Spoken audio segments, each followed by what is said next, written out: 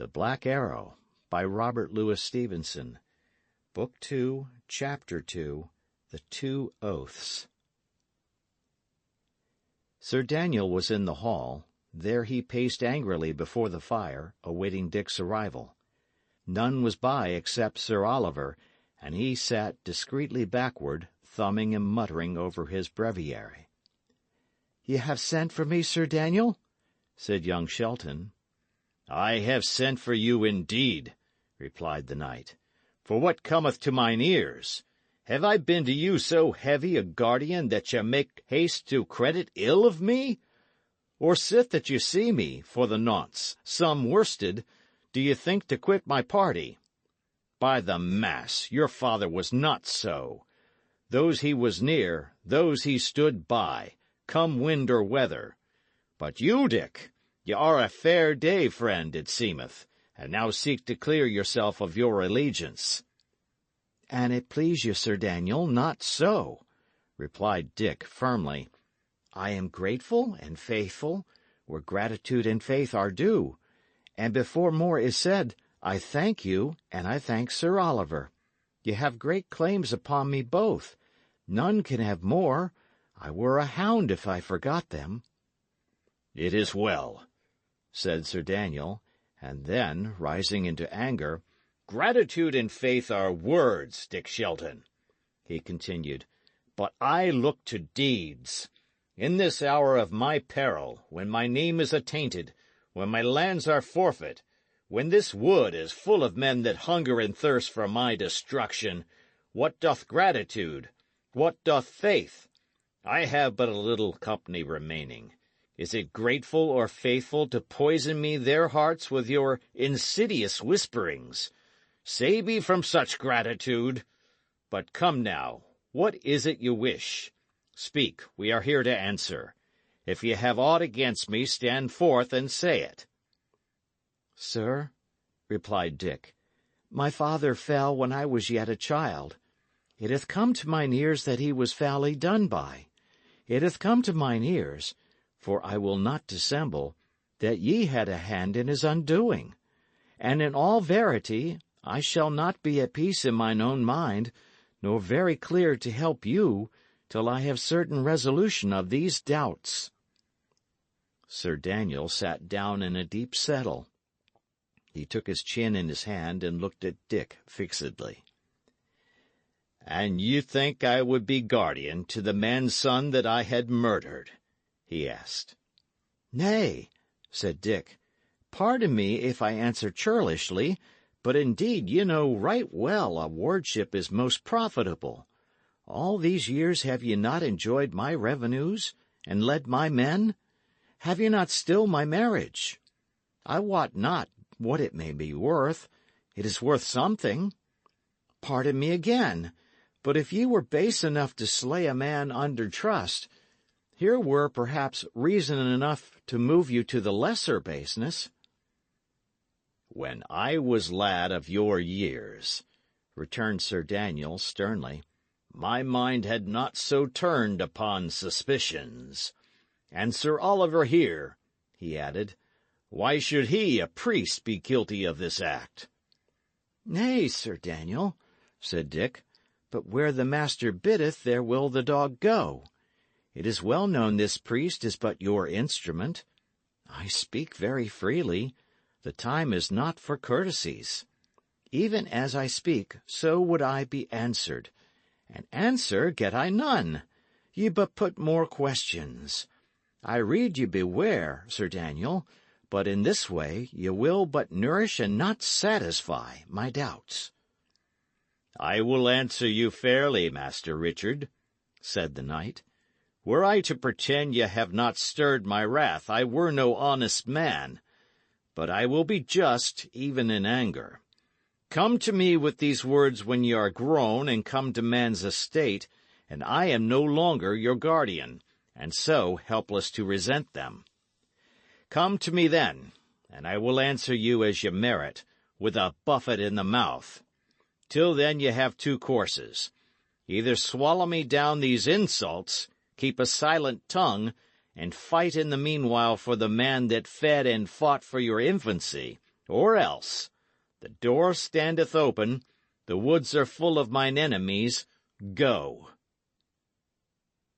The spirit with which these words were uttered, the looks with which they were accompanied, staggered Dick, and yet he could not but observe that he had got no answer.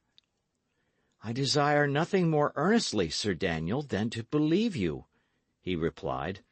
"Assure me ye are free from this." "Will you take my word of honour, Dick?" inquired the knight.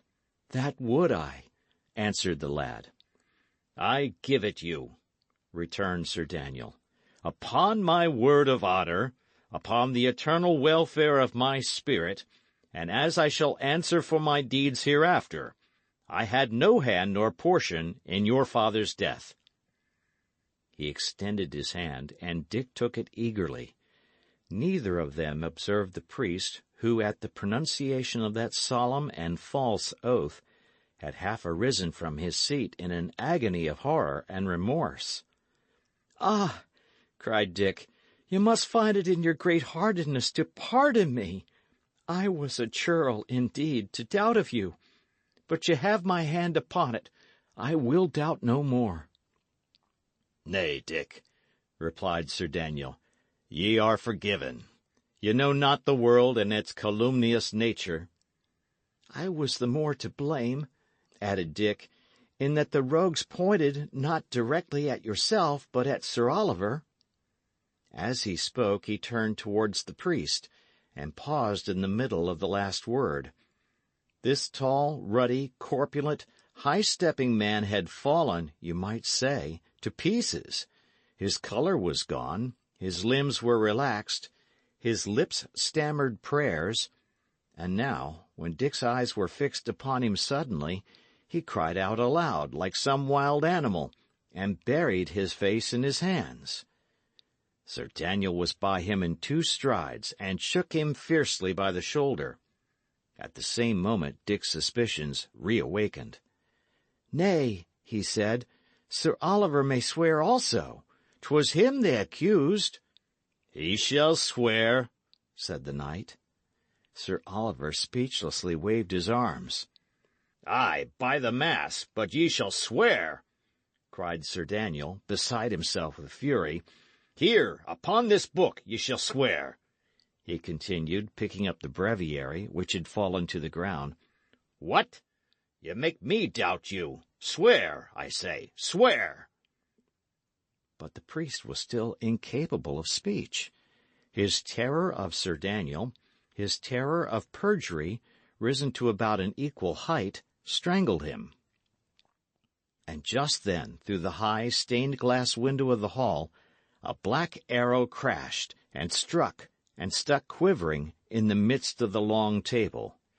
Sir Oliver, with a loud scream, fell fainting on the rushes, while the knight, followed by Dick, dashed into the court and up the nearest corkscrew stair to the battlements. The sentries were all on the alert. The sun shone quietly on green lawns dotted with trees, and on the wooded hills of the forest which enclosed the view. There was no sign of a besieger. "Whence came that shot?" asked the knight. "From yonder clump, Sir Daniel," returned the sentinel. The knight stood a little, musing. Then he turned to Dick. "Dick," he said, "keep me an eye upon these men. I leave you in charge here. As for the priest, he shall clear himself, or I will know the reason why. I do almost begin to share in your suspicions. He shall swear, trust me, or we shall prove him guilty." Dick answered somewhat coldly, and the knight, giving him a piercing glance, hurriedly returned to the hall. His first glance was for the arrow. It was the first of these missiles he had seen, and as he turned it to and fro, the dark hue of it touched him with some fear. Again there was some writing. One word, "Earthed." "Ay," he broke out, "they know I am home, then. Earthed! Ay, but there is not a dog among them fit to dig me out." Sir Oliver had come to himself, and now scrambled to his feet. "Alack, Sir Daniel!" he moaned. Ye have sworn a dread oath. Ye are doomed to the end of time. Ay, returned the knight, I have sworn an oath indeed, thou chucklehead, but thyself shall swear a greater. It shall be on the blessed cross of Holywood. Look to it, get the words ready. It shall be sworn tonight. Now may heaven lighten you, replied the priest. May heaven incline your heart from this iniquity. Look you, my good father, said Sir Daniel, if ye are for piety, I say no more. Ye begin late, that is all. But if ye are in any sense bent upon wisdom, hear me. This lad beginneth to irk me like a wasp. I have a need for him, for I would sell his marriage. But I tell you, in all plainness, that if he continues to weary me, he shall go join his father. I give orders now to change him to the chamber above the chapel. If that ye can swear your innocency with a good solid oath and an assured countenance, it is well. The lad will be at peace a little, and I will spare him. If that ye stammer or blench, or anyways boggle at the swearing, he will not believe you, and by the mass he shall die. There is for your thinking on. The chamber above the chapel, gasped the priest. The same, replied the knight. So if ye desire to save him, save him. And if ye desire not, prithee go to, and let me be at peace. For an I had been a hasty man, I would already have put my sword through you, for your intolerable cowardice and folly. Have ye chosen? Say. I have chosen, said the priest. Heaven pardon me. I will do evil for good. I will swear for the lad's sake. So it is best, said Sir Daniel. Send for him, then, speedily. Ye shall see him alone. Yet I shall have an eye on you. I shall be here in the panel room. The knight raised the arras and let it fall again behind him. There was a sound of a spring opening, then followed the creaking of trod stairs. Sir Oliver, left alone, cast a timorous glance upward at the arras-covered wall, and crossed himself with every appearance of terror and contrition. "Nay, if he is in the chapel-room," the priest murmured, "were it at my soul's cost, I must save him." 3 minutes later, Dick, who had been summoned by another messenger, found Sir Oliver standing by the hall table, resolute and pale.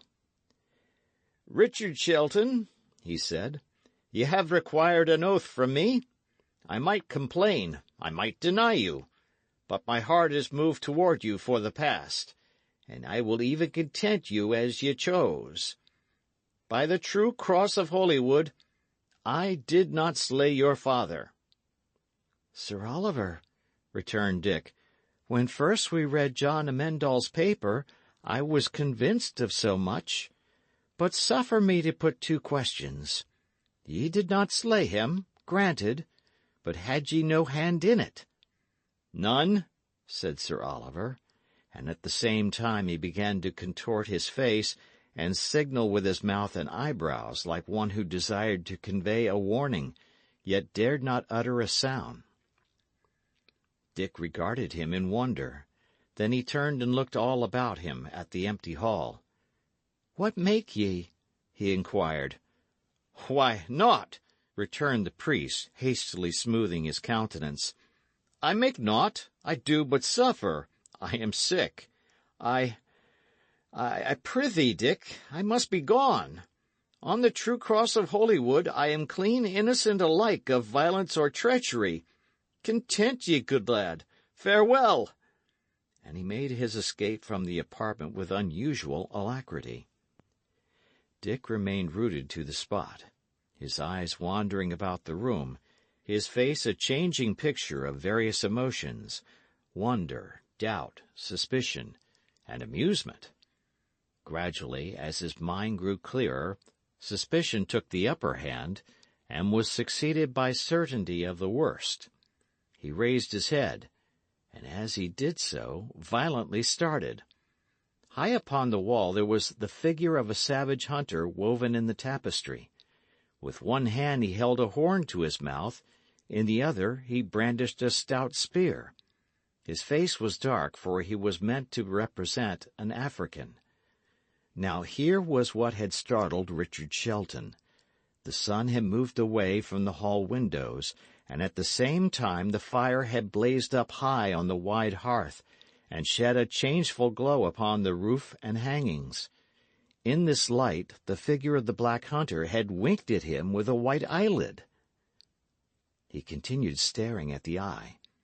The light shone upon it like a gem. It was liquid. It was alive. Again the white eyelid closed upon it for a fraction of a second, and the next moment it was gone. There could be no mistake. The live eye that had been watching him through a hole in the tapestry was gone. The firelight no longer shone on a reflecting surface. And instantly Dick awoke to the terrors of his position. Hatch's warning, the mute signals of the priest, this eye that had observed him from the wall, ran together in his mind. He saw he had been put upon his trial, that he had once more betrayed his suspicions, and that, short of some miracle, he was lost. "If I cannot get me forth out of this house," he thought, "I am a dead man. And this poor Matcham, too. To what a cockatrice's nest have I not led him!"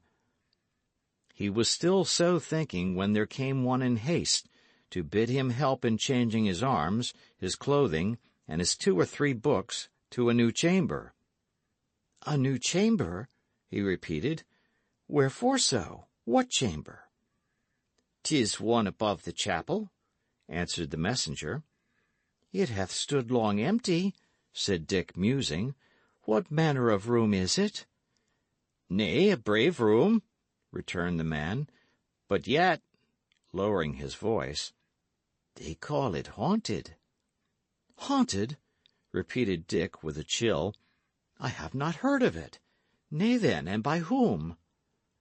The messenger looked about him, and then in a low whisper, "By the sacrist of St. John's," he said, "they had him there to sleep one night, and in the morning, phew, he was gone. The devil had taken him, they said, the more betoken he had drunk late the night before." Dick followed the man with black forebodings. End of chapter.